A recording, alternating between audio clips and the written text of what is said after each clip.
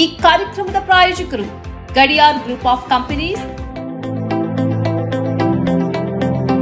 Gadiar Group of Companies, synonymous with excellence and innovation, stands as your dynamic partner for progress.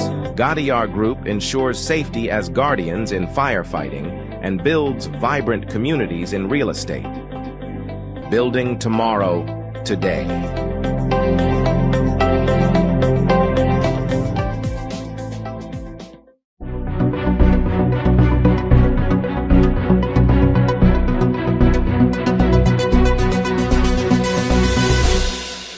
ವೀಕ್ಷಕರೇ, ಸನ್ಮಾರ್ಗ ನ್ಯೂಸ್ಗೆ ಸ್ವಾಗತ. ನಾನು ಪ್ರಿಯ ಸತೀಶ್. ತಿರುಮಲ ತಿರುಪತಿ ದೇವಸ್ಥಾನದಲ್ಲಿ ಹಿಂದೂಯೇತರ ನೌಕರರ ವಿರುದ್ಧ ಕ್ರಮಕ್ಕೆ ಮುಂದಾಗಿರುವ ಆಂಧ್ರಪ್ರದೇಶದ ಮುಖ್ಯಮಂತ್ರಿ ಎನ್ ಚಂದ್ರಬಾಬು ನಾಯ್ಡು ಕೇಂದ್ರ ವಕ್ಫ್ ಕೌನ್ಸಿಲ್ ಮತ್ತು ರಾಜ್ಯ ವಕ್ಫ್ ಮಂಡಳಿಗಳಲ್ಲಿ ಮುಸ್ಲಿಮೇತರರನ್ನ ಸೇರಿಸುವುದನ್ನು ಕಡ್ಡಾಯಗೊಳಿಸುವ ಬಿಜೆಪಿಯ ವಕ್ಫ್ ತಿದ್ದುಪಡಿ ಮಸೂದೆಯನ್ನು ಏಕೆ ಬೆಂಬಲಿಸುತ್ತಿದ್ದಾರೆ ಎಂದು ಎಐಎಂಐಎಂ ಮುಖ್ಯಸ್ಥ ಅಸದುದ್ದೀನ್ ಓವೈಸಿ ಪ್ರಶ್ನಿಸಿದ್ದಾರೆ.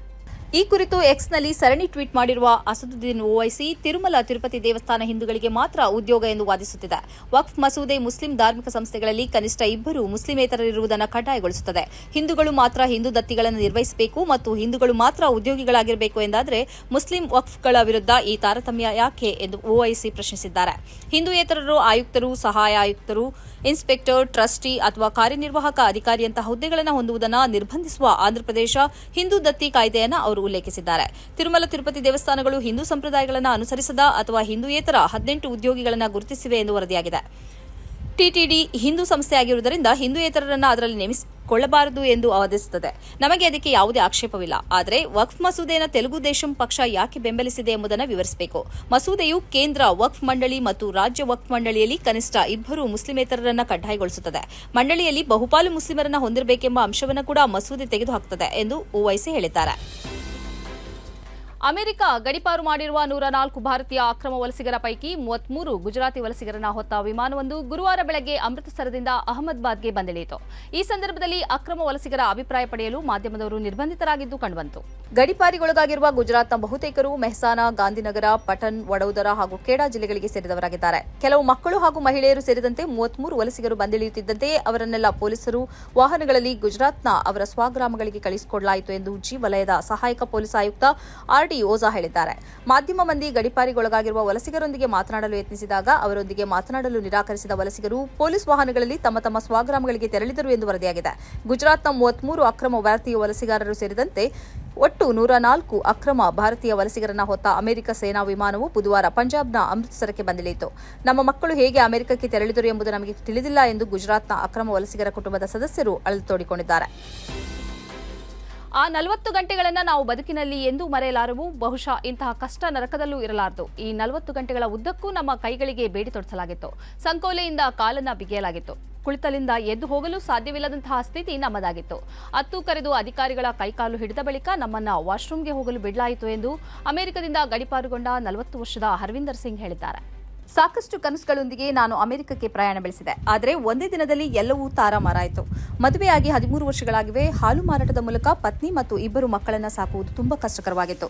ಆ ಕಾರಣದಿಂದ ನನ್ನ ಕುಟುಂಬದ ಸಂಬಂಧಿಕರೋರ್ವರು ಅಮೆರಿಕದಲ್ಲಿ ಕೆಲಸ ಇದೆ ಎಂದು ಆಹ್ವಾನಿಸಿದರು. ನನ್ನದು ಎಂದು ಕೂಡ ನಾನು ಕಾನೂನು ಬಾಹಿರ ದಾರಿಯಾಗಿರಲಿಲ್ಲ. ನನ್ನ ಕುಟುಂಬದ ಆ ವ್ಯಕ್ತಿಗೆ 42 ಲಕ್ಷ ರೂಪಾಯಿಯನ್ನು ಪಾವತಿಸಿದ್ದೇನೆ. ನಮ್ಮ ಕುಟುಂಬಕ್ಕೆ ಏಕೈಕ ಆಸರೆಯಾಗಿದ್ದ 1 ಎಕರೆ ಭೂಮಿಯನ್ನು ಮಾರಿ ಮತ್ತು ಬಡ್ಡಿಗೆ ಸಾಲವನ್ನು ಪಡೆದು ನಾನು ಅಮೆರಿಕಕ್ಕೆ ಯಾತ್ರೆ ಹೊರಟೆ. ಆದರೆ ತಾನು ವಂಚನೆಗೆ ಒಳಗಾಗಿದ್ದೇನೆ ಅನ್ನೋದು ಯಾತ್ರೆಯ ಮಧ್ಯೆ ಗೊತ್ತಾಯಿತು. ನಾನು ಅಮೆರಿಕಕ್ಕೆ ತಲುಪಲೇ ಇಲ್ಲ. ಒಂದು ಕಡೆಯಿಂದ ಇನ್ನೊಂದು ಕಡೆಗೆ ಹೀಗೆ ನನ್ನನ್ನು ಬೇರೆ ಬೇರೆ ಕಡೆಗೆ ವರ್ಗಾಯಿಸಲಾಯಿತು. 8 ತಿಂಗಳ ಕಾಲ ನಾನು ಕಷ್ಟಕರ ಜೀವನವನ್ನು ನಡೆಸಿದೆ ಎಂದು ಅವರು ಹೇಳಿದ್ದಾರೆ. ತನ್ನ ಪತಿಯನ್ನು ವಂಚಿಸಿದ ಟ್ರಾವೆಲ್ ಏಜೆಂಟ್ನ ವಿರುದ್ಧ ಅವರ ಪತ್ನಿ ಈ ಮೊದಲೇ ಪ್ರಕರಣ ದಾಖಲಿಸಿದ್ದಾರೆ. ಕಿವಿ ಚುಚ್ಚುವುದಕ್ಕಾಗಿ 6 ತಿಂಗಳ ಮಗುವಿಗೆ ಅನಸ್ತೇಶಿಯಾ ಕೊಟ್ಟ ಪರಿಣಾಮ ಮಗು ದಾರುಣವಾಗಿ ಸಾವಿಗೀಡಾದ ಘಟನೆ ರಾಜ್ಯದ ಗುಂಡಲ್ಪೇಟೆಯಲ್ಲಿ ನಡೆದಿದೆ. ಗುಂಡಲ್ಪೇಟೆ ತಾಲೂಕಿನ ಆನಂದ್ ಮತ್ತು ಶುಭ ಎಂಬುವರ ಗಂಡು ಮಗು ಹೀಗೆ ದಾರುಣ್ಯ ಅಂತ್ಯಕ್ಕೆ ಒಳಗಾಗಿದೆ. ಅನಸ್ತೇಶಿಯಾದ ಓವರ್ ಡೋಸೆ ಮಗುವಿನ ಸಾವಿಗೆ ಕಾರಣ ಎಂದು ಹೆತ್ತವರು ಆರೋಪಿಸಿದ್ದಾರೆ. ಇಲ್ಲಿನ ಪ್ರೈಮರಿ ಹೆಲ್ತ್ ಸೆಂಟರ್ಗೆ ಈ ಹೆತ್ತವರು ತನ್ನ ಮಗುವನ್ನು ಕರೆದುಕೊಂಡು ಹೋಗಿದ್ದರು. ಅನಸ್ತೇಶಿಯಾ ನೀಡಿದ ಬಳಿಕ ಮಗುವಿನ 2 ಕಿವಿಯನ್ನು ಚುಚ್ಚಲಾಗಿದೆ. ಕಿವಿ ಚುಚ್ಚುವುದರ ನಡುವೆ ಮಗು ಪ್ರಜ್ಞೆ ಕಳೆದುಕೊಂಡಿದೆ ಮತ್ತು ತಕ್ಷಣ ಹತ್ತಿರದ ತಾಲೂಕು ಆಸ್ಪತ್ರೆಗೆ ಮಗುವನ್ನು ಕರೆದುಕೊಂಡು ಹೋದರೂ ಮಗು ಉಳಿಯಲಿಲ್ಲ ಎಂದು ಹೆತ್ತವರು ತಿಳಿಸಿದ್ದಾರೆ. ತನ್ನ ಮಗುವಿನ ಸಾವಿಗೆ ಅನಸ್ತೇಶಿಯವೇ ಕಾರಣ ಮತ್ತು ಇದಕ್ಕೆ ವೈದ್ಯರನ್ನ ಹೊಣೆಗಾರರನ್ನಾಗಿ ಮಾಡಿ ಕ್ರಮ ಕೈಗೊಳ್ಳಬೇಕು ಮತ್ತು ತಮಗೆ ಪರಿಹಾರ ಸಿಗಬೇಕು ಎಂದು ಹೆತ್ತವರು ಆಗ್ರಹಿಸಿದ್ದಾರೆ. ಇದೇ ವೇಳೆ ಡ್ಯೂಟಿ ಡಾಕ್ಟರ್ ಅವರು ಮಗುವಿಗೆ ಅನಸ್ತೇಶಿಯಾ ನೀಡಿದ್ದಾರೆ ಮತ್ತು ಆ ಬಳಿಕ ಮಗುವಿನ ದೇಹದಲ್ಲಿ ಅಸ್ವಸ್ಥತೆ ಕಾಣಿಸಿದೆ ಹಾಗೂ ಈ ಕಾರಣದಿಂದಲೇ ಮಗು ಮೃತಪಟ್ಟಿದೆ ಮೃತಪಟ್ಟಿದೆ ಎಂದು taluk medical officer doctor Alim Pasha ತಿಳಿಸಿದ್ದಾರೆ. ಇದೀಗ ಪೋಸ್ಟ್ಮಾರ್ಟಂ ವರದಿಗಾಗಿ ಕಾಯಲಾಗುತ್ತಿದೆ. ರಾಜ್ಯದಲ್ಲಿ ಕಾಂಗ್ರೆಸ್ ಪಕ್ಷದ ಅತ್ಯಂತ ಕೆಟ್ಟ ದುರಾಡಳಿತ ನಡೆಯುತ್ತಿದ್ದು ಎಲ್ಲಾ ರಂಗದಲ್ಲೂ ವೈಫಲ್ಯವಾಗಿದೆ. ಅದರ ವಿರುದ್ಧ ಸಮರ ಸಾರಬೇಕಾಗಿರುವ ಭಾರತೀಯ ಜನತಾ ಪಕ್ಷ ಆಂತರಿಕ ಭಿನ್ನಾಭಿಪ್ರಾಯದಿಂದ ಮಾತಿನ ಸಮರ ನಡೆಸುತ್ತಿರುವುದು ಅತ್ಯಂತ ದುರದೃಷ್ಟಕರ ಎಂದು ಸಂಸದ ಬಸವರಾಜ ಬೊಮ್ಮಾಯಿ ಬೇಸರ ವ್ಯಕ್ತಪಡಿಸಿದ್ದಾರೆ. ಇಡೀ ದೇಶಕ್ಕೆ ಸಮರ್ಥ ಆಡಳಿತ ಕೊಡುತ್ತಿರುವ ಪ್ರಧಾನಿ ನರೇಂದ್ರ ಮೋದಿ ಅವರ ನೇತೃತ್ವದ ಈ ಪಕ್ಷದ ವರಿಷ್ಠರ ತೀರ್ಮಾನವೇ ಅಂತಿಮವಾಗಿದ್ದು, ನಾನು ಯಾವುದೇ ಗುಂಪುಗಾರಿಕೆಯಲ್ಲಿ ನಂಬಿಕೆ ಇಟ್ಟವನಲ್ಲ. ಆದುದರಿಂದ ನಾನು ಯಾವುದೇ ಒಂದು ಗುಂಪಿನ ಸಭೆಯನ್ನು ಕರೆಯುವ ಪ್ರಶ್ನೆಯೇ ಬರುವುದಿಲ್ಲ. ಎಲ್ಲರನ್ನೂ ಒಂದುಗೂಡಿಸುವ ಪ್ರಾಮಾಣಿಕ ಪ್ರಯತ್ನ ಮಾಡುವ ಹಲವಾರು ಮುಖಂಡರಲ್ಲಿ ನಾನು ಒಬ್ಬ. ಎರಡೂ ಕಡೆ ತಾಳ್ಮೆಯನ್ನು ಕಳೆದುಕೊಳ್ಳದೆ ಕರ್ನಾಟಕ ಬಿಜೆಪಿಯ ಸರ್ವೋಚ್ಚ ನಾಯಕ ಮಾಜಿ ಮುಖ್ಯಮಂತ್ರಿ ಬಿಎಸ್ ಯಡಿಯೂರಪ್ಪ ಹಾಗೂ ಇತರ ಹಿರಿಯ ಮುಖಂಡರ ಮಾರ್ಗದರ್ಶನದಲ್ಲಿ ಒಟ್ಟಿಗೆ ಕುಳಿತು ಮಾತುಕತೆಯ ಮೂಲಕ ಇದನ್ನು ಬಗೆಹರಿಸಬೇಕು. ಇಲ್ಲದಿದ್ದರೆ ವರಿಷ್ಠರ ತೀರ್ಮಾನಕ್ಕೆ ನಾವೆಲ್ಲರೂ ಬದಲಾಗಬೇಕು. ವರಿಷ್ಠರು ಕೂಡಲೇ ಕರ್ನಾಟಕದ ಪಕ್ಷದ ಬೆಳವಣಿಗೆಯ ಬಗ್ಗೆ ಗಮನವನ್ನು ಹರಿಸಿ ಎಲ್ಲಾ ಪ್ರಮುಖರ ಜೊತೆಗೆ ಚರ್ಚೆ ಮಾಡಿ ಸೂಕ್ತ ನಿರ್ಣಯವನ್ನು ತೆಗೆದುಕೊಳ್ಳುತ್ತಾರೆ ಎನ್ನುವ ನಂಬಿಕೆ ನನಗಿದೆ ಎಂದು ತಿಳಿಸಿದ್ದಾರೆ. ಶೀಘ್ರದಲ್ಲಿ ಅಮೆರಿಕದ ಅಧ್ಯಕ್ಷ ಟ್ರಂಪ್ ಸೌದಿ ಅರೇಬಿಯಾಕ್ಕೆ ಭೇಟಿ ನೀಡಲಿದ್ದಾರೆ ಎಂದು ತಿಳಿದುಬಂದಿದೆ. ಇದನ್ನು ಅವರೇ ಬಹಿರಂಗಪಡಿಸಿದ್ದಾರೆ. ಈಗಾಗಲೇ ಗಾಜಾ ವಿಷಯಕ್ಕೆ ಸಂಬಂಧಿಸಿ ಅಮೆರಿಕ ಮತ್ತು ಸೌದಿ ಅರೇಬಿಯಾದ ನಡುವೆ ಭಿನ್ನಾಭಿಪ್ರಾಯ ತಲೆದೋರಿದೆ. ಸ್ವತಂತ್ರ ಫೆಲಿಸ್ತೀನ್ ಹೊರತಾದ ಯಾವುದೇ ಪರಿಹಾರವನ್ನ ತಾನು ಒಪ್ಪಲ್ಲ ಎಂದು ಸೌದಿ ಅರೇಬಿಯಾ ಹೇಳಿದರೆ, ಗಾಜಾವನ್ನ ತಾನು ಸ್ವಾಧೀನಪಡಿಸಿಕೊಂಡು ಅದನ್ನು ಅಭಿವೃದ್ಧಿಪಡಿಸುತ್ತೇನೆ ಎಂದು ಟ್ರಂಪ್ ಹೇಳಿದ್ದಾರೆ. ಸೌದಿ ರಾಜಕುಮಾರ ಮೊಹಮ್ಮದ್ ಬಿನ್ ಸಲ್ಮಾನ್ ಅವರು ದೊಡ್ಡ ವ್ಯಕ್ತಿಯಾಗಿದ್ದಾರೆ ಮತ್ತು ಅವರ ಜೊತೆಗೆ ನನಗೆ ಬಹಳ ಹತ್ತಿರದ ಗೆಳೆತನ ಇದೆ ಎಂದು ಈ ಹಿಂದೆ ಟ್ರಂಪ್ ಹೇಳಿದ್ದರು. ಇದೇ ವೇಳೆ ಅಮೆರಿಕದಲ್ಲಿ $600 ಬಿಲಿಯನ್ ಅನ್ನು ಹೂಡಿಕೆ ಮಾಡುವುದಾಗಿ ಸೌದಿ ಅರೇಬಿಯಾ ತಿಳಿಸಿದೆ ಎಂದು ಕೂಡ ಟ್ರಂಪ್ ಹೇಳಿದ್ದರು. ಇದೀಗ ಫೆಲಿಸ್ತೀನ್ಗೆ ಸಂಬಂಧಿಸಿ ಅಮೆರಿಕ ಮತ್ತು ಸೌದಿ ನಡುವೆ ಭಿನ್ನಾಭಿಪ್ರಾಯ ತಲೆದೋರಿರುವುದರಿಂದ ಇಬ್ಬರೂ ನಾಯಕರ ನಡುವಿನ ಭೇಟಿಯ ಫಲಿತಾಂಶ ಏನಾಗಲಿದೆ ಅನ್ನುವ ಕುತೂಹಲ ಜಾಗತಿಕವಾಗಿಯೇ ಮೂಡಿದೆ. ನೂರ್ಕಾ ರೂಟ್ಸ್ನ ಅಧೀನದಲ್ಲಿ ಅಬುದಾಬಿಯ ಖಾಸಗಿ ಕಂಪನಿಯು 100ಕ್ಕಿಂತಲೂ ಅಧಿಕ ಪುರುಷ ನರ್ಸ್ಗಳ ನೇಮಕಕ್ಕೆ ಮುಂದಾಗಿದೆ. ನರ್ಸಿಂಗ್ ಬಿಎಸ್ಸಿ, ಪೋಸ್ಟ್ ಬಿಎಸ್ಸಿ ವಿದ್ಯಾರ್ಹತೆ ಹೊಂದಿರುವ ಮತ್ತು ಎಮರ್ಜೆನ್ಸಿ, ಕ್ಯಾಶುಯಾಲಿಟಿ ಅಥವಾ ಐಸಿಯು ಸ್ಪೆಷಲಿಸ್ಟ್ಗಳಲ್ಲಿ ಕನಿಷ್ಠ 2 ವರ್ಷಗಳ ಅನುಭವ ಇರುವವರು ಈ ನೇಮಕಕ್ಕೆ ಅರ್ಹರಾಗಿದ್ದಾರೆ. ಹಾಗೆಯೇ ಬಿಎಲ್ಎಸ್, ಎಸಿಎಲ್ಎಸ್ ಮೆಡಿಕಲ್ ನರ್ಸಿಂಗ್ ಪ್ರಾಕ್ಟೀಸ್ನ ಅರ್ಹತೆಯೂ ಇರಬೇಕಾಗಿದೆ. ಶೈಕ್ಷಣಿಕ ವಿವರ, ವೃತ್ತಿ ಪರಿಚಯ, ಪಾಸ್ಪೋರ್ಟ್ ಇತ್ಯಾದಿಗಳ ಪ್ರತಿಗಳೊಂದಿಗೆ www.norkaroots.organization www.NIFL ನಾರ್ಕಾ ರೂಟ್ಸ್ ಆರ್ಗನೈಸೇಷನ್ ಎಂಬ ವೆಬ್ಸೈಟ್ಗಳಿಗೆ ಭೇಟಿ ನೀಡಿ 2025 ಫೆಬ್ರವರಿ 18ರ ಒಳಗೆ ಅರ್ಜಿ ಸಲ್ಲಿಸಬೇಕು ಎಂದು Norka Roots chief executive officer Ajith Kolassery ತಿಳಿಸಿದ್ದಾರೆ. ಅಬುದಾಬಿ ಆರೋಗ್ಯ ಇಲಾಖೆಯ ಮೆಡಿಕಲ್ ಪ್ರಾಕ್ಟೀಸಿಂಗ್ ಲೈಸೆನ್ಸ್ ಇದ್ದವರಿಗೆ ನೇಮಕದಲ್ಲಿ ಆದ್ಯತೆ ನೀಡಲಾಗುವುದು.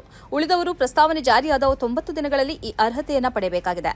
ಆಯ್ಕೆಯಾದವರಿಗೆ 5,000 ದಿರಂ ವೇತನ, ಶೇರ್ಡ್ ಬ್ಯಾಚುಲರ್ ವಾಸ ಮತ್ತು ಅಡುಗೆ ಮಾಡುವುದಕ್ಕೆ ಬೇಕಾದ ಸೌಲಭ್ಯ, ಆರೋಗ್ಯ ಇನ್ಶೂರೆನ್ಸ್, ರಜಾ ಸೌಲಭ್ಯಗಳು, 2 ವರ್ಷಗಳಿಗೊಮ್ಮೆ ಊರಿಗೆ ಮರಳುವುದಕ್ಕೆ ಅವಕಾಶ ಇತ್ಯಾದಿಗಳು ಲಭ್ಯವಾಗಲಿದೆ.